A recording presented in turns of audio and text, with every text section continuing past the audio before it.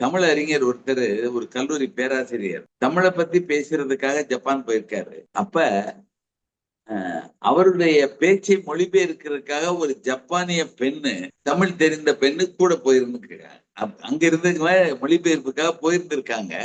அந்த பங்கன் முடிச்சிட்டு அந்த ஊரை சுத்தி பார்க்க போயில ஒரு புத்த மடாலயத்துக்குள்ள போயிருந்திருக்கு. அந்த மடாலயத்துக்குள்ள போகையில அந்த ஊர் மக்கள் அந்த கோயிலுக்கு வந்த காணிக்கையை எல்லாம் அங்க ஒரு சின்ன தண்ணி நிரம்ப தொட்டி மாதிரி இருக்கு, அதுல போட்டுருவாங்க.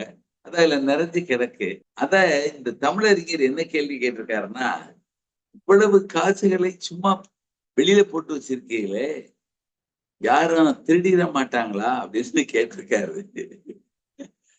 அந்த அம்மாவுக்கு கோபம் வந்து சொன்ன வார்த்தை, இந்த புத்த மடாலயத்தில் புத்தருடைய சிலைக்கு முன்னால திருட்டு என்னமோ உங்களுக்கு எப்படி வந்துச்சுன்னு கேட்டாங்களா? திருடிடுவாங்கிற ஒரு திருட்டு என்னமோ உங்களுக்கு எப்படி வந்துச்சு? வரக்கூடாது அப்படின்னு கோச்சின்னு போயிட்டாங்களா?